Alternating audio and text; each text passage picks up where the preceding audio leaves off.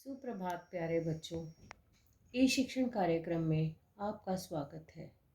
ई शिक्षण कार्यक्रम को आगे बढ़ाते हुए आज हम हिंदी पाठ्य पुस्तक कोकिला के पाठ 2 सुख की खोज, जो कि एक बौद्ध कथा है, इसका अध्ययन करेंगे। इस कथा में बताया गया है कि कौशलपुर नगर का राजा होता है। उसके पास सारी सुख सुविधाएं होती हैं, परंतु इसके बाद भी वो हमेशा दुखी व उदास रहता था। तो एक दिन जो राजा हैं वो सिद्ध महात्मा के पास जाते हैं और विनम्र भाव से उनसे कहते हैं कि महाराज, मेरे राजमहल में सुख सुविधा की हर चीज़ मौजूद है, किसी चीज़ की कमी नहीं है, भरा पूरा परिवार है, नौकर चाकर हैं, धन दौलत है, फिर भी मैं बड़ा उदास व दुखी रहता हूँ। आप मुझे कोई ऐसा उपाय बताइए जिससे मैं सुखी व प्रसन्न रहूं। प्रसन्न होता है बेटे खुशी। तो महात्मा जी राजा की बातें बड़े ध्यान से सुनते हैं, थोड़ी देर चुप रहते हैं, फिर वो कहते हैं कि आप चिंता ना करें, आपका दुख दूर करने का एक उपाय है, ध्यान से सुनिए।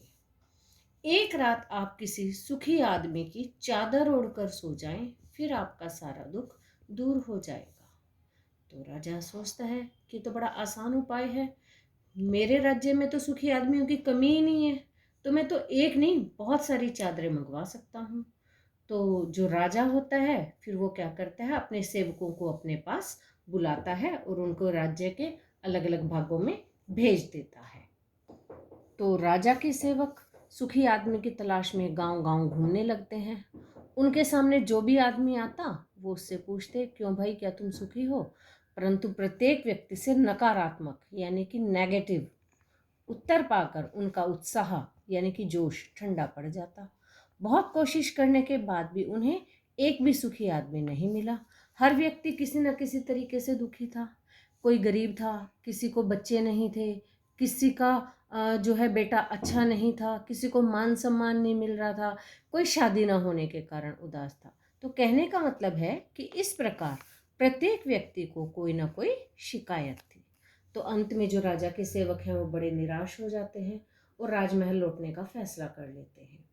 लेकिन जैसे वो लौटने का फैसला करते हैं तो रास्ते में उनकी नज़र एक मलंग फकीर पर पड़ी।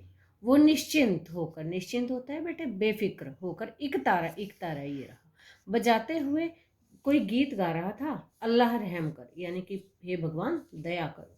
तो राजा के सेवक इस फकीर को चलते चलते देखकर अचानक रुक जाते हैं और क्योंकि वो बेफिक्र होकर गा रहा था तो वो सोचते हैं कि ये तो वाकई सुखी आदमी है और इससे हमारा काम बन सकता है। तो राजा के सेवकों ने फकीर से पूछा, क्यों बाबा, क्या तुम सचमुच सुखी हो? तुम्हें कोई दुख नहीं है? तो फकीर कहता है, नहीं, मुझे कोई दुख नहीं है, मैं एकदम सुखी हूँ। फकीर ने जवाब दिया। लेकिन तो फकीर को समझ नहीं आता कि वो मुझसे ऐसा क्यों पूछ रहे हैं। तो कहते हैं कि तुम मुझसे ऐसा क्यों पूछ रहे हो? तो यह सुनकर राजा के सेवकों ने कहा, इसलिए कि हमें तुम जैसे आदमी की ही तलाश थी। तलाश होते बेटे खोज। हम राजा के सेवक हैं, हमारे महाराज को एक रात के लिए किसी सुखी आदमी की चादर की ज़रूरत है। यदि तुम राजा को एक रात के लिए अपनी चादर दे दो तो वे तुम्हें मुंह मांगा इनाम देंगे, फिर तुम्हें जिंदगी भर भीख मांगने की आवश्यकता नहीं पड़ेगी। आवश्यकता होते बेटे ज़रूरत। बोलो, क्या तुम अपनी चादर दोगे? तो ये सारी बात सुनकर जो फकीर होता है वो ज़ोर ज़ोर से हंसने लग जाता है। तो वो कहता है कि माफ़ करो, मैं तो आपके राजा की इच्छा पूरी ही नहीं कर सकता, क्योंकि मेरे पास तो चादर है ही नहीं। तुम्हारे पास चादर नहीं है, फिर तुम अपने आप को सुखी कैसे कहते हो? राजा के सेवकों ने आश्चर्य प्रकट करते हुए फकीर से पूछा। आश्चर्य होते बेटे हैरानी। मुझ पर विश्वास करो, मैं सचमुच सुखी हूँ, क्योंकि मुझे धन दौलत मान सम्मान और पद प्रतिष्ठा किसी चीज़ की इच्छा नहीं है। तो मैं तो अपना जीवन बड़ा सादगी से, सिंप्लिसिटी से और संतोष से व्यतीत कर रहा हूँ, बिता रहा हूँ, इसलिए मैं बड़ा सुखी हूँ। फकीर जवाब देता है। तो राजा के सेवक क्या करते हैं, दरबार में आते हैं और जो फकीर ने बात कही थी वही की वही राजा को कहकर आकर बता देते हैं। तो अब राजा को समझ आ गया था कि अत्यधिक ऐशो आराम व सुख सुविधा की इच्छा ही मनुष्य के दुख का कारण है। तो राजा को ये बात समझ में आ जाती है कि ज़्यादा ऐशो आराम और सुख सुविधा हमें कभी भी सुख नहीं दे सकते। सुख जो है वो हमारे ही अंदर है। और क्या होता है अक्सर बेटे कि हमारी एक इच्छा पूरी होती है तो दूसरी शुरू हो जाती है, दूसरी होती है तो हम सोचते हैं हमारी तीसरी इच्छा ये भी पूरी हो जाए। ठीक है, तो यही हमारे दुखों का मूल कारण है। तो बेटे इस कहानी से हमें शिक्षा मिलती है कि अतृप्त इच्छाएं यानी कि जो पूरी ना हो वो इच्छाएं ही हमारे दुखों का मूल कारण है।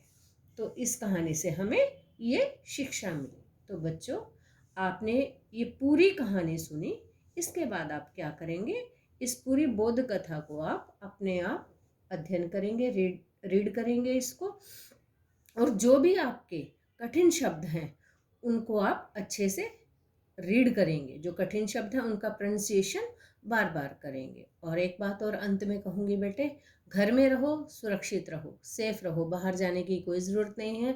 जब भी बाहर जाएं मास्क लगा कर जाएं। अव्वल तो ज़रूरत है ही नहीं आप बच्चों को जाने की, अगर बहुत ज़रूरी है तभी बाहर जाएं। ठीक है, धन्यवाद बेटे।